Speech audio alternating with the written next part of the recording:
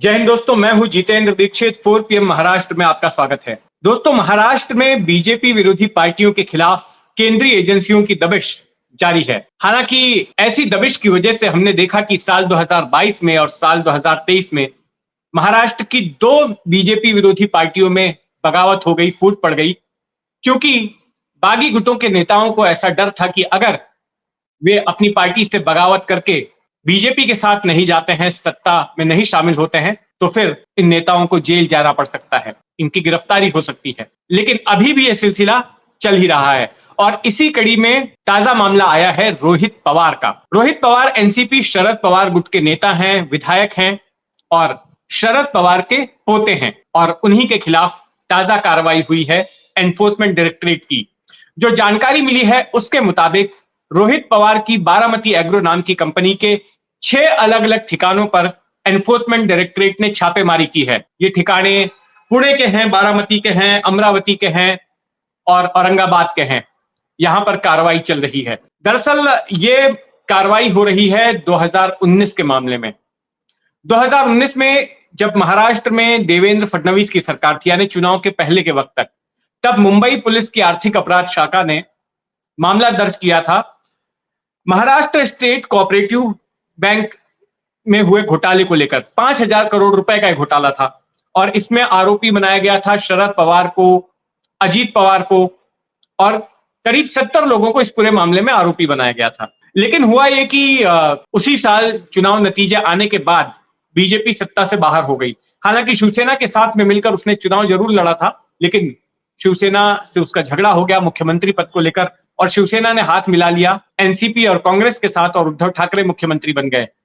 अब चूंकि मुंबई पुलिस अधीन है राज्य सरकार के, तो फिर राज्य सरकार में एनसीपी शामिल हो गई, अजीत पवार उप मुख्यमंत्री बन गए और सरकार का रिमोट कंट्रोल तो शरद पवार के साथ था ही। तो हुआ ये कि फिर उसके बाद मुंबई पुलिस ने इस मामले की क्लोजर रिपोर्ट मेट्रोपॉलिटन मजिस्ट्रेट की अदालत में दायर कर दी कि इस मामले को खत्म किया जाता है, जांच आगे नहीं बढ़ाई जानी है, कुछ मिल नहीं रहा है। लेकिन एनफोर्समेंट डायरेक्टरेट ने उसका विरोध किया, क्योंकि मुंबई पुलिस के मामले के आधार पर ही एनफोर्समेंट डायरेक्टरेट ने भी अपना मामला दर्ज किया था और अपनी जांच शुरू की थी, जिसमें कि अजीत पवार आरोपी बनाए गए थे। अब हुआ ये कि आरोप ये था कि जो महाराष्ट्र स्टेट कोऑपरेटिव बैंक है, एमएससीबी घोटाला नाम से जो चर्चित है, उसमें बोर्ड ऑफ डायरेक्टर्स ऐसे लोग थे जो शरद पवार के करीबी थे और अजीत पवार के करीबी थे और उन्होंने ऐसी ऐसी कंपनियों को लोन दिए जो कि डूब गई। और आरोप यह लगा कि जो नियम कानूनों का पालन करना चाहिए था, जो चेक्स करने चाहिए थे कर्जा देने के लिए, वो सारा कुछ पालन नहीं किया गया इनके प्रभाव के चलते और इसलिए ये पूरा घोटाला हुआ। तो उसी के तहत ये जांच चल रही थी और अब एनफोर्समेंट डायरेक्टरेट जगह जगह उसी मामले को लेकर छापेमारी कर रही है। तो इस जैसे और मामले बीते 3-4 सालों की अगर हम बात करें तो उन लोगों के खिलाफ चले हैं केंद्रीय एजेंसियों की ओर से जो कि बीजेपी की विरोधी पार्टियों में रहे। 2022 तक की बात करें तो कई शिवसेना के नेता जो है केंद्रीय एजेंसियों के टारगेट पर रहे। प्रताप सरनाईक, उनके खिलाफ ईडी ने कार्रवाई शुरू की है, जो थाने से विधायक हैं। इसके बाद भावना गवली जो कि सांसद हैं शिवसेना की, उनके खिलाफ कार्रवाई शुरू हुई। यशवंत जाधव के खिलाफ कार्रवाई शुरू हुई। Income tax, CBI, enforcement directorate, ये सारी एजेंसियां इन तमाम शिवसेना नेताओं के पीछे लग गई। संजय राउत जो कि सबसे मुखर चेहरा थे शिवसेना के, अविभाजित शिवसेना के, उनके खिलाफ कार्रवाई हुई, उनको गिरफ्तार करके जेल में डाल दिया गया।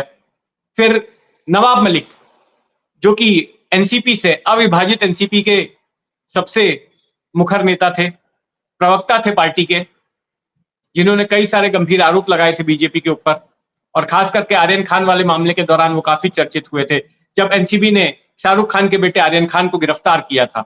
तो उनको भी गिरफ्तार कर लिया गया एनफोर्समेंट डायरेक्टरेट की ओर से मनी लॉन्ड्रिंग के आरोप में और फिर वो जेल भेज दिए गए।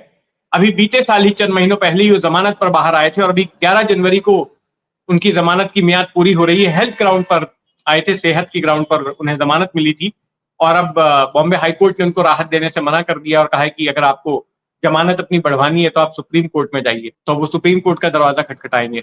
तो कुछ इस तरह की कार्रवाई चल रही है महाराष्ट्र में बीजेपी विरोधी नेताओं के खिलाफ। कई ऐसे नेता जिनके खिलाफ कार्रवाई हुई, वो डर के मारे, घबरा कर उन्होंने बगावत कर ली। जब पिछले साल एकनाथ शिंदे ने बगावत का ऐलान किया तो ऐसे तमाम नेता जिनको की नोटिस आए हुए थे, वो सब उनके साथ हो लिए और सत्ता में शामिल हो गए, सरकार बना ली।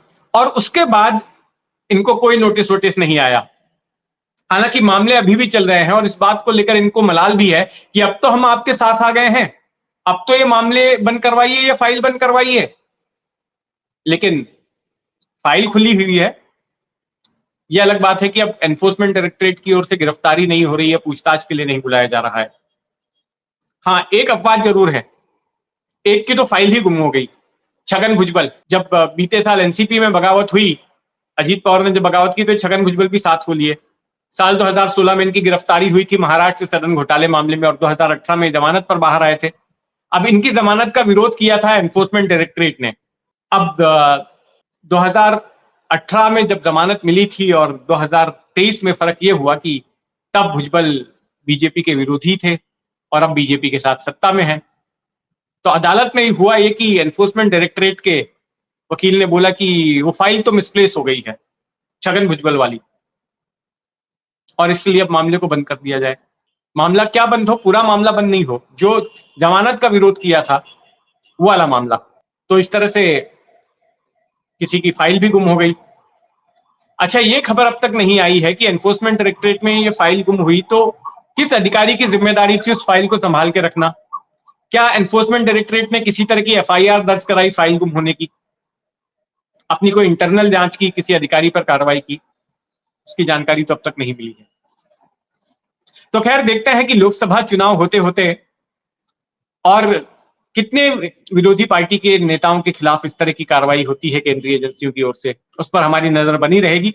आप भी अपनी नजर बनाए रखें 4 PM महाराष्ट्र पर, और अगर आपने अब तक इस चैनल को सब्सक्राइब नहीं किया है तो सब्सक्राइब कर लें। जय हिंद।